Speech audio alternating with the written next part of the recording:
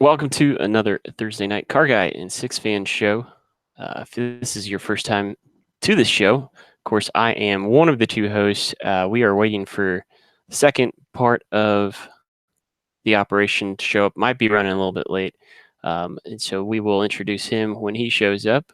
But that's works just fine because tonight we have a special guest as part of the show.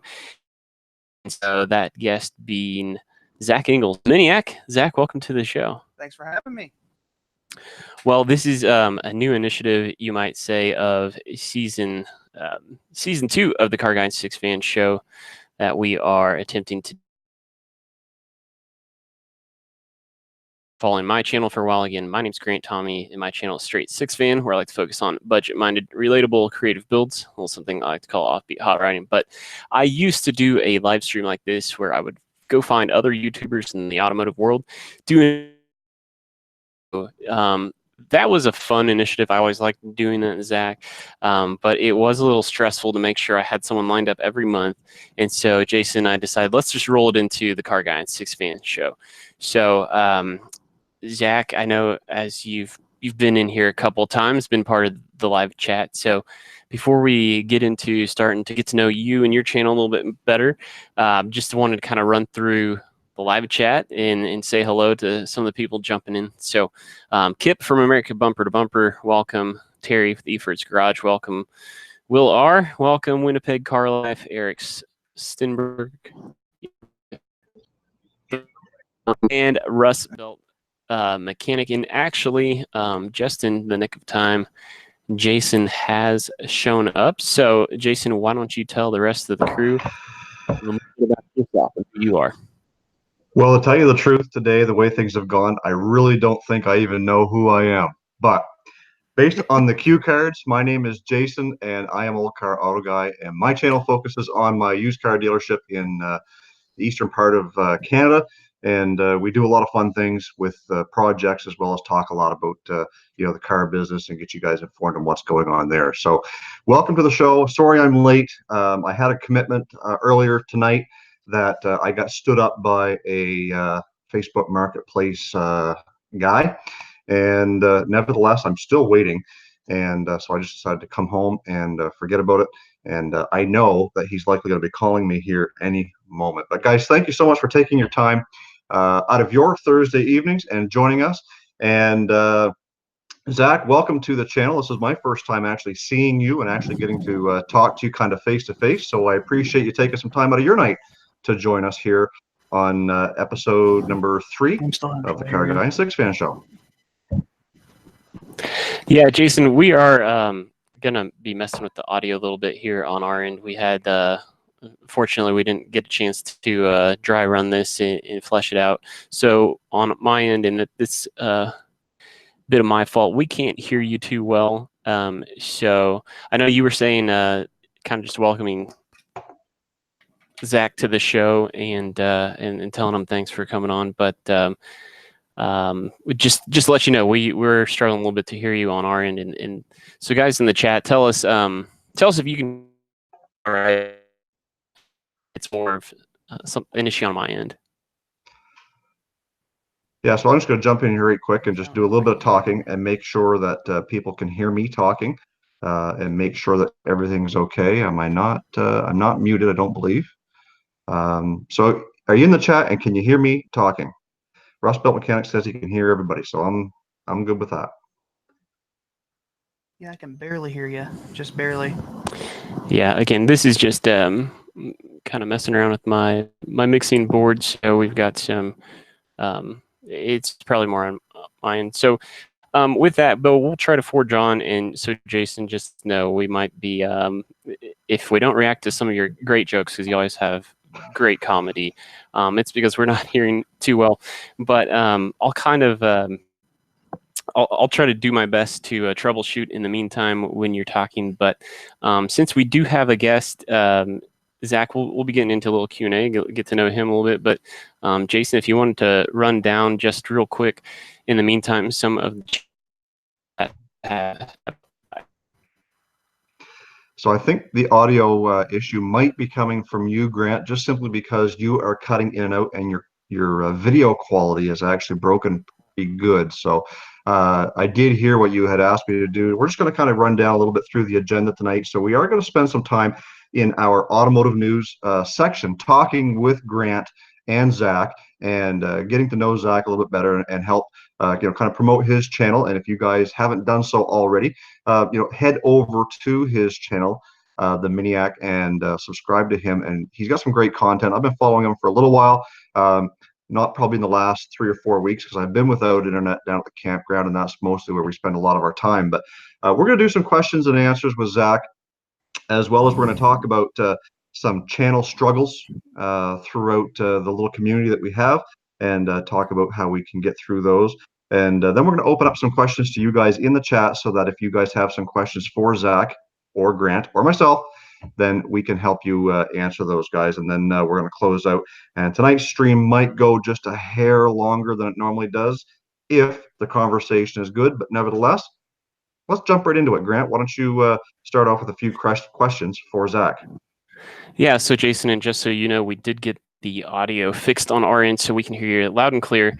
So I guess the best way to start, Zach, is a longtime follower to our channel kind of posed this question to me, and I thought it was a really good jumping off point for you. But just what was I'll call it the gateway drug. What made you be a car guy? What was that first car where you were just like, I'm hooked. I'm getting into it? That would have been back in 2011. I was graduating from KU, and I had just gotten as a graduation gift my first Mini. It was basically, I was like, my grandmother left a bunch of money in her will for me, and she's like, okay, you can have any car. It was basically like, you could have any car you want. So I went out and was looking at cars. I looked at Volkswagens, looked at BMWs, and then a friend of mine said, no, you have to get a Mini, and if you're going to get a Mini, it has to be a stick shift, and if you don't know how to drive a stick, I will teach you. So I buy that car, and I think I spent close to $8,000 in upgrades over the next 4 years that I owned it. How many clutches, if you don't mind me asking? How many clutches did you go? I only had to replace the clutch at 92,000 miles, and then I sold the car the following year. So I had the car from 42,000 miles to 92,000 miles. So in the course of 4 years, I put 50,000 miles on it. And then I sold it to a guy who currently still owns the car. It's probably over 150,000 miles now, and he actually races it. And so just so the viewers know, so the reason why Zach is here, if you haven't connected the dots, as his channel name implies, the Miniac, which we'll let you tell us a little bit about that here in a little bit, is, of course, the Mini Cooper. And Zach happens to, because if you haven't been able to tell, being in studio, lives just about 20 minutes away, 25 minutes away from me. So that's why we had the opportunity to do this. So Zach, one of the other great things or advantages you have, because you've fallen in love with the Mini like you have, is you are actually, correct me if I'm wrong, but called the brand ambassador for Barron. The Mini dealership in Merriam, Kansas is really it's Barron Mini. They're probably they're the only Mini dealership in Kansas City, and they're probably one of the best Mini dealerships in the Midwest, as far as I'm concerned. But yeah, the general manager decided to make me the brand ambassador for the dealership. So essentially, when I'm outside the building, I promote the brand, I promote the dealership, and it's basically talk about all things Mini. And the cool thing about that is the fact that they let me use cars for the video. So they'll hand me a car and be like, here, go use this for a video if you want. So it allows me to drive some of the cars that I wouldn't normally get a chance to drive. Like, I get to drive all the brand new JCWs when they come in, and I normally would not be allowed to do that because some of them are usually so expensive they don't just let anybody drive them. Right. So I get a chance to actually take those out and run them around the block for a little bit. If you've watched my channel, it was an orange Mini Cooper. I actually mic'd that car up. I had a microphone running from one camera to the to the tailpipe, and I had the thing taped along the side of the car. Like this bright orange car and this green tape running along the side of the car holding the microphone to the exhaust. But it's a lot of fun. I get to do some crazy stuff with the cars, and sometimes the sales manager goes out and helps me do some really insane stuff with some of these cars. Like we have a video coming up tomorrow actually that I'm working on. We filmed it yesterday, and it is seriously the craziest Mini I want to say it's the craziest Mini in the world. If any of you are around Kansas City, it's a black roadster that has a gigantic hood scoop on it and is lifted up at the rear with these gigantic rear tires. And you either love it, you either really, really love it, or you really, really hate it. And it is just an insane vehicle. But we did a video with that car, and I think it's going to end up, I'm going to edit it tonight, actually, to put it up tomorrow, but I think it's just going to be insane. Well, and I know Jason's got a question. He's going to jump in, kind of dig into the YouTube side of things here a little more. But is that black one you're talking about? Has that made an appearance in a thumbnail maybe? I feel like I've seen this. I'm testing a thumbnail on it. Okay. I feel like maybe I've seen. You probably did see the thumbnail test I'm working on for it. Yeah, so Zach, one of the questions that I had, it kind of ties into a little bit about what you just talked about by being able to do some videos from your dealership. So my question is that what got you into YouTube, or were you YouTube creating before that? So I guess my long and short, what got you into YouTube? I had a friend of mine who actually he and two of his friends started a YouTube channel. They tried to start one about a year and a half ago, and it started off really well and was going to be really cool. But the problem is it was three guys trying to do a YouTube channel. They were trying to do basically something that had the essence of Top Gear. And I quickly realized after watching that three people trying to do one channel doesn't work. So when I was watching that, I was like, this looked like a fun idea. And I was like, I'd like to do this. So I just started experimenting with it. And eventually, it was November 2017, I actually decided to launch it completely. I'd had a YouTube channel for a while, but I never actually posted anything. So I started putting up a few videos, just trying it out, and then eventually it started evolving from there. I had a friend on, and we tried to do Mustangs and Mini Coopers, and we decided that wasn't going to work. So I started exclusively friends who me use their cars. And from there, I started talking with the dealership more about our video. And then I started going full swing into this right after I had a car accident in March of last year. I had a Mini for about 8 months. It was one of my favorite. It was this really awesome Mini, and I got hit by a truck, and it was gone. So I was like, now what do I do? So I kept going. I kept going with the YouTube channel, which was really kind of crazy after something that traumatic for me that happened. But the car that came along ended up inspiring me to keep going and keep doing more videos. So last year I started doing like a video every week, and this year I actually have videos scheduled. So I have videos I've already done that were like months old that are gonna go up at some point in the next couple of weeks. But it kind of just evolved from starting off by watching another person do the YouTube channel thing and seeing what worked and what didn't, and then me trying to do something else or trying to do something on my own. And it's actually ended up working. It's not a huge channel yet, but it's heading in that direction, and it's pretty exciting stuff for me. Well, and that's pretty exciting too, because I think well, that's it's funny what, you say not a huge channel, but I think Sorry, go ahead. Yeah, I was gonna say you said not a huge channel, but I think if you combine Jason and I's subscriber count, we would maybe meet your subscriber count. So, but it was weird. It took me.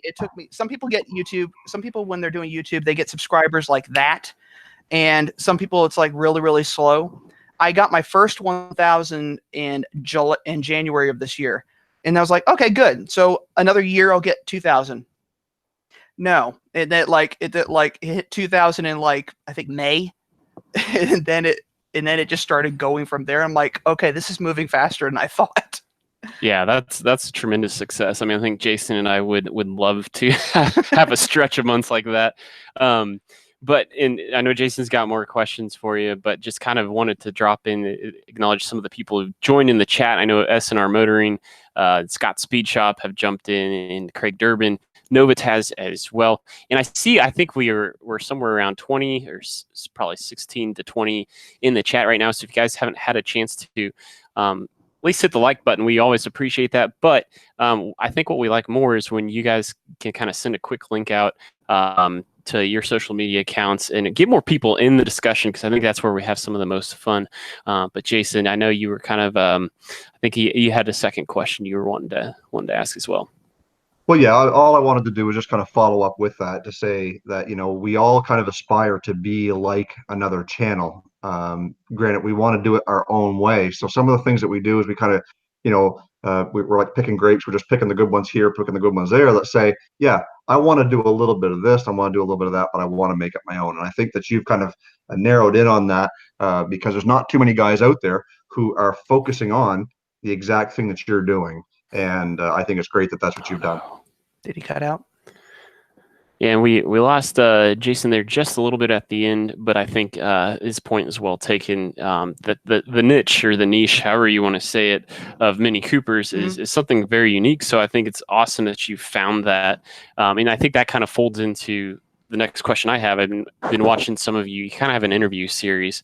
And I want to make sure I get this right. Kind of the tagline, it's more than a car, it's a community.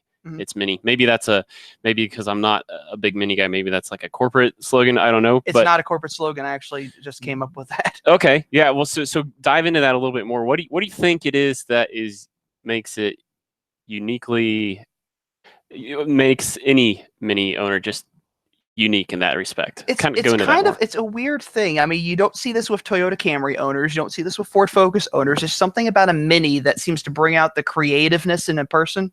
It's like you have a Mini out there and no two are alike. Every single one of them is different. You could have 3 or 4 next to each other and they're all the same exact color, but every single one of them has something different done to it. There's different graphics, there's different accessories, there's different wheels, and the car usually reflects the personality of the owner, which is always interesting. You can always tell a little bit about the personality of the owner just by the way their car looks. Like there's someone in the Mini Club in Kansas City who her car is really kind of glitzy and kind of like she has I want to say bedazzled fender flares on her Mini. Almost they're like glittery, like a really glittery red, and it matches her personality because if you meet her, she has pink streaks in her hair and she has a balloon business. She and her husband have a balloon business and it reflects her. Yeah, that car is uniquely her. And then there's other cars that are just like that with everyone else. Everyone else is a little bit like there's other people have different. The car reflects their personality. So if they're really, really plain and understated, then the car is like really nondescript. Right, and if they're the wannabe racer out there, they have racing numbers on their car and racing stripes down the middle or whatever other crazy stuff you can think of. Yeah, definitely a unique canvas. And we lost Jason there for a little bit. I know he had to log out and log back in. So Jason, I know you're probably still trying to catch up on the conversation a little bit. So I'll just... And to answer Renee's post here, Renee LePage, yeah, Mini was always just a little bit different. That's kind of what made the brand, the car, from day one. I mean, this is the 60th anniversary this year of Mini. So from day one, it was a unique vehicle. and Jason and I we like different. So that's one of the reasons why when we were talking about our first guest, we thought, hey, we thought it would be a little extra cool to have someone in person, and why not Zach? So.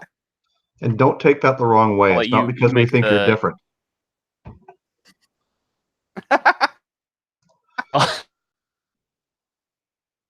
Or we're all a little crazy, just to what extent. Yeah, and so I mean, the best community I can maybe compare communities, kind of like that. Yeah, and they're like that, quirky like that. But in fact, I know someone in the Jeep.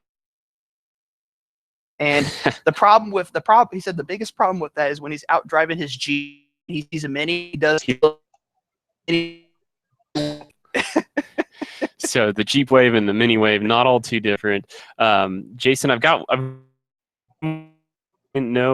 of let you decide if you want to kind of move on with the agenda as we normally do, or you want to kind of keep it here in the Q&A session a little bit. Well, I think we've got time for maybe one more question if you want to fire one off there, and then we can kind of scroll through and jump into the rest of the agenda. I didn't get that first one. Yeah, you broke up a little bit there at the front part. If I knew sign language, I could do... Go ahead and ask another question.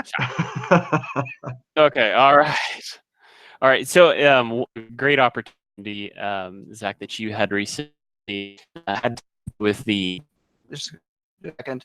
SNR motor. I have not heard of all. I'll definitely check it out when I get home this evening. Aha, so there we go. Good question from.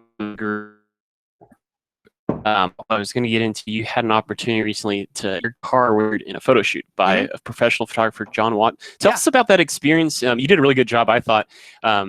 It was almost kind of like a documentary inside of what it's like to do a shoot, but just take us kind of top to bottom. Just what was that experience like to have that opportunity? It was interesting because I looked at the car. He had a different car. He had a car in there before mine, and it was a 1993 Cobra R, Mustang Cobra R.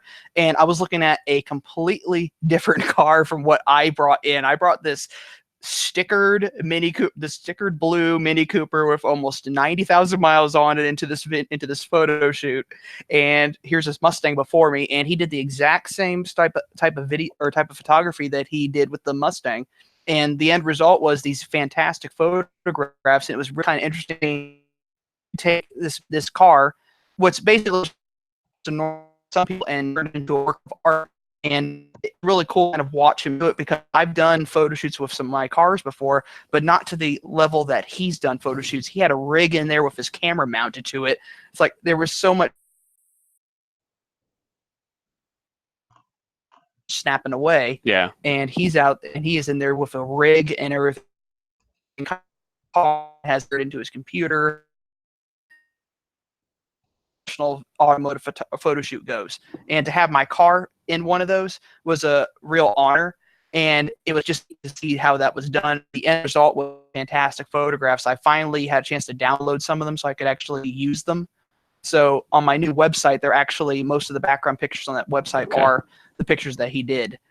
And it was just really cool. Well, so if you haven't had an opportunity to check that out, of course, I'll leave a link to Zach's channel. Oh, there we go. Down below. So if you're watching the post recording, after we end the live stream, you can find your way to his channel. But definitely go check that video. I was very, if you like documentaries, you certainly will like that. Jason, I'll let you take us through the agenda as we normally do, but I did see a question come in from the chat. Of course, our friend Jed Scott, who's another neighbor down the road from the both of us, asked if you could drag race. I don't drag race. I keep it off the streets. Now, if you're talking about an actual drag strip, I have a feeling whatever car you have would probably beat me. I only have about 240 horsepower. Yeah, but power to weight ratio, man, that's true. That's a pretty good clip for. Granted, it's a bigger Mini. It's a Clubman, so it's about 9 inches longer than the stock ones. So it's not exactly. I mean, it's quick. It's just not. It's not drag racing quick. It's more like autocross quick. Well, very good, Jason. I guess we'll kind of get back to the normal schedule. So if you just fire away, man. Yeah, so I hope you can hear me now, and I don't have to do any more of that funny sign language. But the whole idea behind doing this schedule or this agenda is basically to make sure that we kind of stay on track and we stay within the time constraints that we put ourselves on. Otherwise, we would be here for 3 hours all night. So we'll move on, and we talk about channel struggles and growth hacks. And this is really kind of another question for you, Zach, to say, what are some of the struggles and or hacks that you've had to deal with on your channel? Well, I guess some of the struggles for me is usually like running across or running out of ideas. And it can be kind of a challenge to kind of like figure out new things over the course of a week. And that's why when I noticed I was having trouble like trying to get a video ready to go before it was ready to go up for the week, I finally started backlogging videos, started doing a bunch of them ahead of time so that I could avoid those, well, I don't have a video this week, what do I do scenarios. And it's like, now I don't have to scramble to get something done. I mean, I have a video already scheduled for Friday, but the one I'm editing tonight, I'm going to put into the Friday rotation, and then I'm just going to take that video from Friday and move it. So like the video, for example, that I did for the photo shoot, that video was actually done back in April. Well, not April. It was actually done back in like February, but I kept pushing it back until I finally had a spot where I felt it was ready to release the video. So getting ideas is one challenge. kind of just being patient. Not every video is gonna hit the mark. Not every video is gonna be fantastic. Sometimes you can create some videos that are gonna be huge duds. So you don't want to let yourself get discouraged by the fact that that video didn't do as well. Like I've had videos like my It's Mini series. Some of those videos have maybe gotten 100 views or 120, 130, and then I had another video that's gotten like 5,600 views. So it really just depends on this. It depends on what's trending at the time, and you have to it's trial and error. You really just have to keep going and don't be discouraged by the fact that one video didn't do quite as well as another, and just keep plugging along. And what happens is a lot of people get discouraged by their videos aren't doing as well immediately, and they give up. And if you want to keep plugging along with this and keep doing this, if you really enjoy it, you should not give up on it. You just keep going and keep going, basically, because eventually you're going to hit that spot where everything is now going to be doing well, and then there might be people coming along like a year or two down the road who are coming back to watch your old videos, just seeing them for the first time. Right. And suddenly those videos start to trend again. So it's really just trial and error, and basically. No, I was going to say that, and that's really good advice, because I think that Grant has admittedly and myself kind of fallen into the same thing as kind of being under the gun, or maybe not having something specifically interesting to shoot. So we were scratching at something to put together, and I guess that kind of jumps a little bit into, or segues into, the next topic that says, this is our channel updates, where we talk about what's coming up in our channel. Now, you had mentioned about the photo shoot. Is that something that we're going to see in the very near future, or has that one already come up? That one already came up. That was I want to say that was a month ago. So that was probably back in June when that video posted. I guess I'm not following it that closely. Well, see, and that's the other thing we try to bring on the CarrGuy and SixFan show is honesty for you guys. And in fact, I did kind of want to speak a little bit towards that. If you guys have seen me look down at my phone, or well, first off, it's kind of a channel update. I can get into that. Someone I really need to talk to. I had to text back. The agenda's on the phone also. Usually I have it up on the screen, but I figured this would work a little better having Zach by my side. So, this is the first time for us doing the interview in person like this and on the show. So I apologize if I've looked impersonal from me jumping around trying to answer comments in the chat and things like that. But if Jason, anyone's been noticing my eyes twitching, I have really allergies and they are dry. So there you go. We're an open book here on the CarrGuy and SixFan show. But Jason, your channel update for the week. What are we looking at this week? Okay, so there's a couple of things, and I mentioned last week that my channel is going to just 2 videos per week, and now I know that some of us only do them once a week, but I am cutting back to 2. Maybe someday I will just do 1. But that was what we talked about last week. This week I'm talking a little bit more, getting into Junior's car.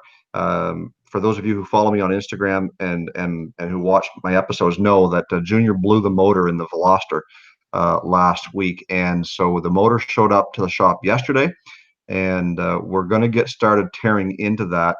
And of course, you got to remember, these videos are going to be a little bit delayed based on the repair, because we have to fit that into our already busy schedule at the shop when the hoist is available, that we can drop it out, put the new one in. It's probably going to be at least an 8 to 10 hour job to swap that out, and we need that hoist available for that amount of time. So there will be some videos coming up on that, as well as the carnage of exactly what happened. We will be tearing that motor apart once the swap has been done.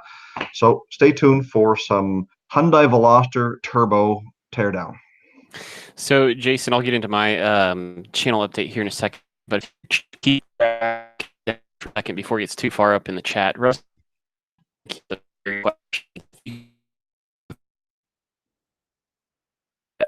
that phone call I was getting is my neighbor who is helping me kind of take the rest of the way my rear, and making sure I don't over torque the pinion since I did the pinion seal. So that was I owe him a phone call as soon as I'm off. But I also, as of today, if you watched my Grant's rant that I probably shouldn't have even put in that video about my frustrations with the salvage yard I've been dealing with, I called them yet again today, and I think we're at least on a month to maybe 6 weeks worth of when I called the very first time.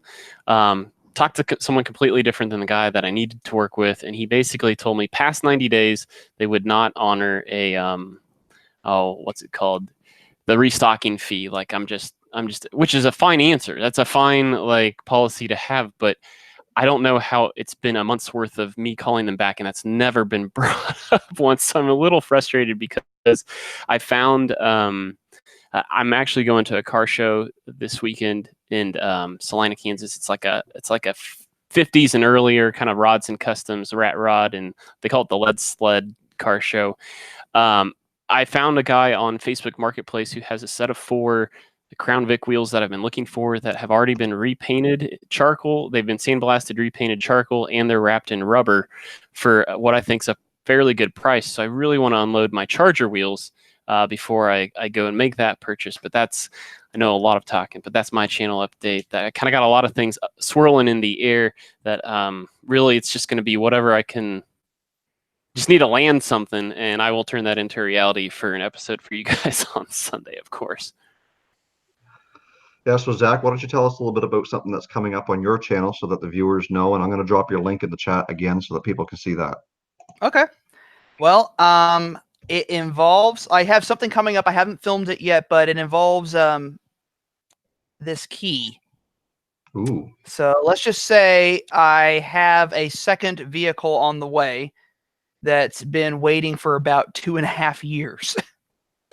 And I actually started this project before I even had the YouTube channel. And it is almost done, and it has been reconfigured to be specifically meant for the YouTube channel. So it's essentially going to be a marketing tool for the channel. And just, it's kind of a crazy looking vehicle. So it'll be interesting to see, it'll be interesting to actually get it on the channel and see how it does. Now, I'm So, not yeah, that bright, but that definitely was a mini key. Yes, it was. Thank you. Yes, it was. Well done, Jason. Well done. Well, I could have been more secretive and just held this up. Yeah, well, there you go. But this looked a lot easier. Well, actually, this key is the spare key. The other one's with the car right now because it's sitting at a shop. They still have some more work to trying to figure out with it. It's still, if anyone knows anything about project cars, and I'm sure you all do, you fix one thing and like 3 more things pop up that you have to fix. Yep. It never ends, does it? No, it doesn't. Well, came in from Rust Belt Mechanic there. I think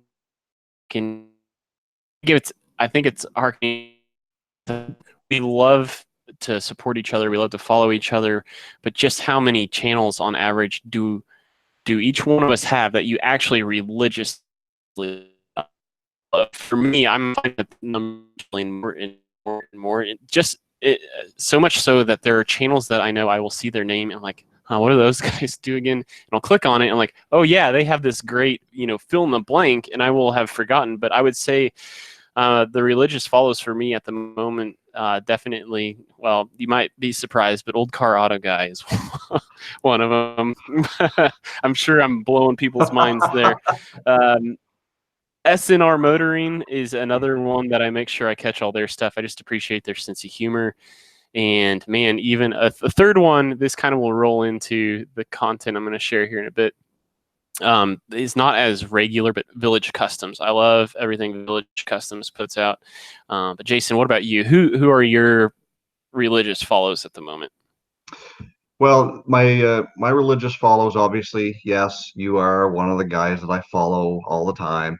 But I do follow a lot more smaller channels than a lot of people think. So do I follow like the Nick's Garage? Yes, absolutely. Do I follow Cletus McFarlane and all those stuff? Yeah, I follow all those, but some of the smaller channels that I like to follow is a new one that just started a few months back, is Whitlock Garage, and they feature a lot of C10s and square bodies and some of the old Fords and stuff like that. And you guys know what I'm like when it comes to square body trucks and those old C10s, and I just can't seem to get enough of those guys.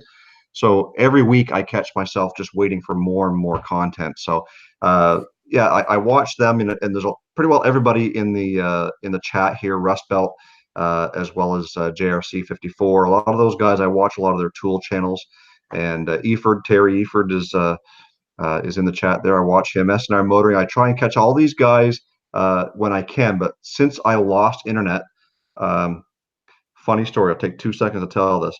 Our neighbor down at the campground uh, watches us, and once in a while, and we seem to have lost our internet connection to them. So I don't have internet anymore at the campground, so I can't catch up at night when I'm laying in bed watching a lot of channels. And the only time that I get internet is either on a night like tonight when I'm home, or if I'm at work, and at work I don't always have a lot of time.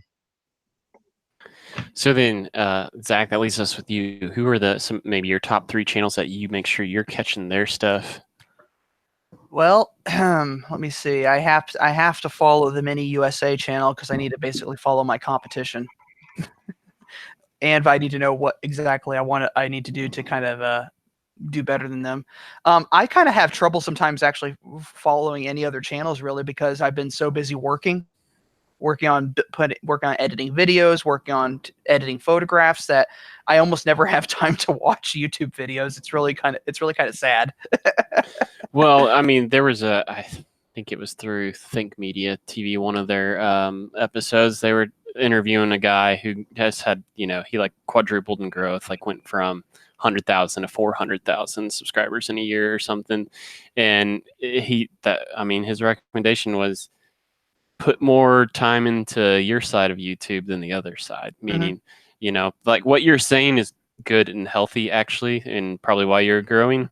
So that's kind of one of those things that I don't think that's the worst thing in the world. Well, it's basically like don't be just like you watch a video, like you're doing like if you want to do a video on a Corvette and you watch a video on a Corvette and it's better than yours, don't be discouraged by the fact that his is better. He happens to have 200,000 subscribers, so of course he would probably been out there doing this for a while, and you're just getting into it. So yeah, I just mean like if you're going to allocate time, Yeah. allocate it to the hustle instead of watching other people's stuff. Isn't the worst. It's selfish for sure, but it doesn't, like, if that's really what you want to do is grow, like kind of a thing. But yeah, when I do have this, I try to catch up video that I have a playlist on my phone that I just go back and I watch some videos or watch a few videos while I'm there. So sometime when I actually can stop and not do something else. So I believe, as my moderator Jason was giving me a little nod about the time, and so and I think we've fairly exhausted the content that we were talking about in terms of channel updates. But Jason, aside from my share of the week, if you will, did you have something else you kind of wanted to input? Of course, we always like to open up the end of our show to the chat's Q&A, but Jason, was there something else you were wanting to weave in? I didn't really have anything. There was just a couple of comments that kind of came up through the chat that we wanted to just kind of reach out and talk a little bit about, just very, very briefly, that Weird Beard had mentioned that Junkyard Diggs and Dylan McCool are awesome channels, and he's 100% correct on that.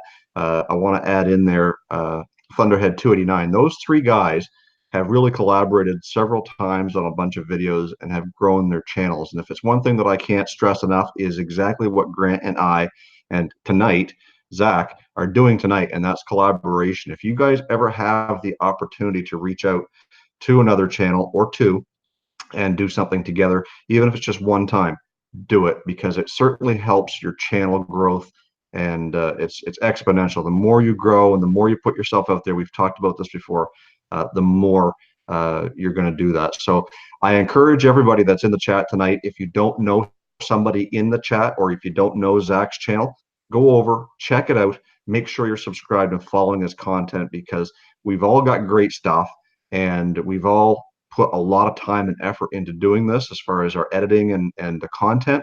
It's not always going to be 100% great stuff. I'm only speaking from my own my own point, but when we get stuff good, it's good. So when you find that niche, go with it, try and collaborate, get that out, get yourself out there, because that's what's going to grow your channel. Yeah, get yourself out there, I believe is what Jason was saying. We kind of lost him just barely at the end. Guys, start throwing in some questions in the comments if you'd like, especially if you have one specific to Mini Coopers or to what Zach's putting out on a regular basis. In the meantime, I'll give a quick little, the share of the week, and this is one of the things that we've tried to do, Jason and I, in season 2, different from season 1, where we would typically give a channel shout out. We decided to kind of make the rules a little more loose on that. And so, like, the share of the week for me, I did just want to kind of share one of my favorite projects from Tony. Is it Tony? Oh, I think I'm now going to mistake the skater for Hawk Designs, but Village Customs, the channel I mentioned, the channel I love to follow. Following him on Instagram, he actually got to drop by Hawk Machine's shop this week. And this is one of my favorite builds of theirs, the flat rod. It's got the 2.8 liter Cummins crate motor in it. And to me, there's so much going on. I think what's cool about it to me is it's a great crossover in the fact that it should appeal to Jeep guys. It should appeal to the off-roading scene, but also the rat rod scene. I mean, just for me, it's just a really cool build, and that was just kind of one of the things I wanted. I don't know if you can take that off road though.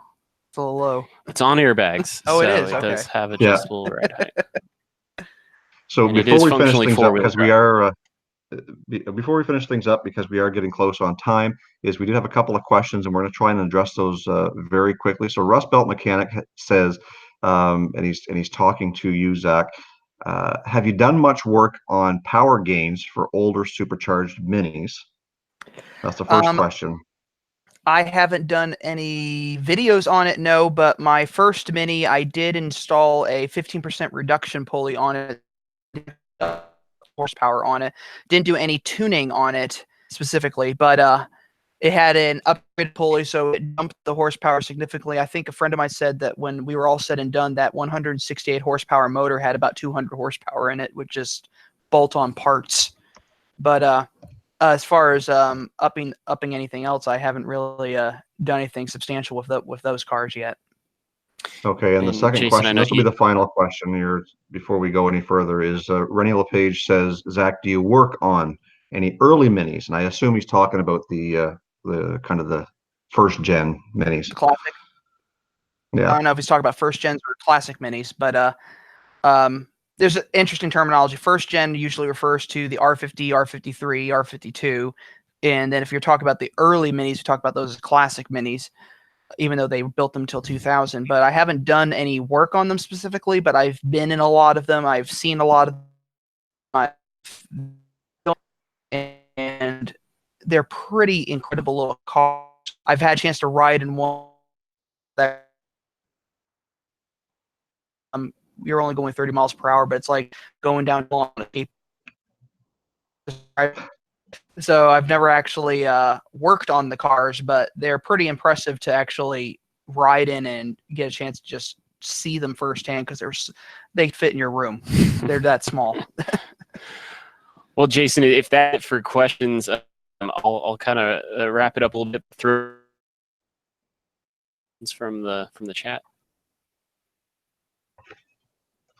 Hey, you were breaking up, so I wasn't catching you that time, but he must have his mic muted. Okay. Oh, I can see him. Looks like he's trying to talk. Can you hear me now? There he is.